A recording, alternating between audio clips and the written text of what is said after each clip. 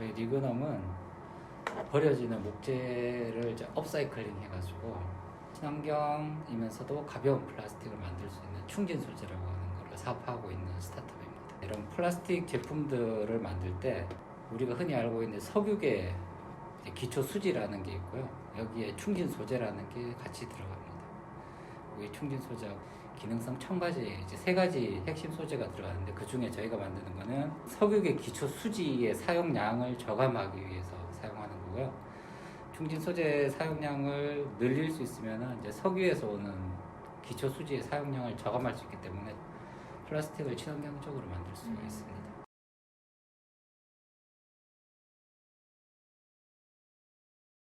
회사를 뭐 오래 다녔죠. 주로 이제 저는 연구소에만 있었기 때문에 연구와 관련된 뭐 여러 가지 경험들이 많기도 했었고, 회사에 있으면은 주로 탑다운으로 떨어지는 과제라든지 뭐 이런 것들을 위주로 해야 되기 때문에 제가 하고 싶은 일들을 하기가 좀 곤란한 경우가 많았어요. 그래서 이제 그런 것들을 좀 제가 하고 싶은 일을 좀 더 자유롭게 해보고 싶어서 참여를 했습니다.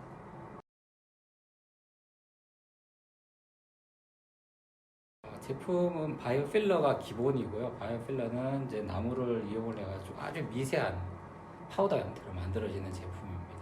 저희 특허 공정을 통해서 사용성을 좀 증대시키기 위한 목적으로 만들고, 컴포짓은 커스터마이즈드 제품이죠. 네, 그렇게 3가지를 만들고 있고요. 뭐 만드는 과정은 일반적으로 플라스틱 프로세스에서 하는 공정과 동일합니다. 저희 소재를 활용한다고 해가지고 추가적인 인프라가 필요하지는 않고요. 일반적으로 이런 케미칼을 이제 드랍인 케미칼이라고 하는데 추가적인 인프라 전혀 없이 기존에 사용하는 그 케미칼을 그냥 1대1로 바로 대체해서 사용할 수 있다고 해서 드랍인 케미칼이라고 합니다.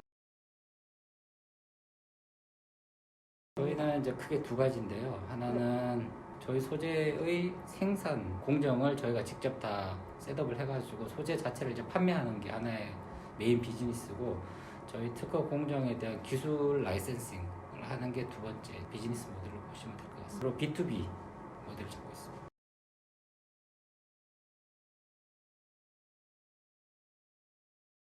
가장 중요한 거는 어떻게 기존 제품하고 차별화가 되며 왜 이걸 써야 하는지를 잘 강조를 하면, 이걸 쓰지 않으면 안 되는 이유들을 잘 강조를 하면 될 것 같고요. 그 과정 중에서 중요한 거는 시대의 요구 사항이라고 해야 되나? 요즘에는 이제 친환경이죠. 석유로 쓰지 말자라는 솔루션 내지는 석유계 플라스틱에 대한 대안을 제시할 수 있었다는 점에서 그런 이제 성과를 얻을 수 있었던 것 같습니다.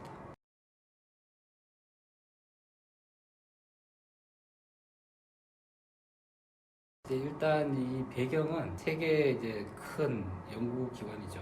여기서 이런 카본 투 밸류 이니셔티브라고 해서 CO2를 밸류 프로덕트로 전환할 수 있는 기술을 가진 스타트업들에 대해서 서포팅 프로그램이랑 엑셀러레이팅 프로그램을 했었습니다. 재정적인 서포팅은 미쓰비시 케미칼 홀딩스에서 했었고, 해외 진출 계획은 주로 저희가 활용하는 이제 원료가 바이오매스, 특히나 이제 2세대 바이오매스라고 하는 리그노셀룰로직 바이오매스다 보니까 동남아라든지 아니면 이제 북미 쪽 UP라고 하는데 어퍼 페닌슐라 쪽에 있는 기관 내지는 기업들하고 협업을 위한 미팅들을 추진하면서 향후에 해외 쪽으로 진출하려고 지금 계획을 하고 있습니다.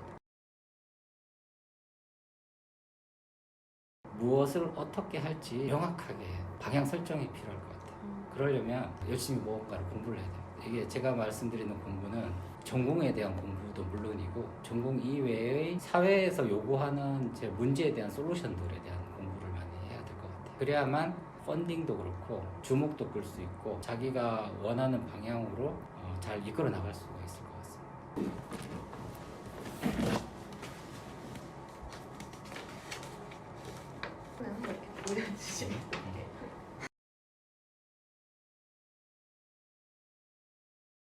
아직 저희 컨셉하고 동일한 기술을 가진 동일한 제품을 생산하는 기업은 없는데 주로 이제 북미나 북유럽 쪽에 많습니다. 왜냐하면 그쪽은 우리나라보다는 훨씬 더 환경 문제에 대해서 민감하기 때문에 정책적인 제한 사항들이 많습니다.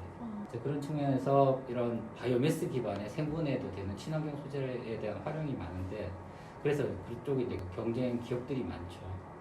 반면에 저희 같은 경우에는 경쟁 업체들이 기술을 계속 팔로우해 나가기도 하고 저희만의 독특한 이제 경험이 있으니까 그 경험을 최대치로 끌어올릴 수 있게끔 계속 제품을 개발해 나가면서 대응을 하고 있습니다. 예를 들면 충전 소재 같은 경우에도 비슷한 컨셉의 것들이 있긴 하지만 자동차 같이 고성능을 요하면서도 가격 경쟁력이 있는 필러를 생산하는 곳은 없거든요.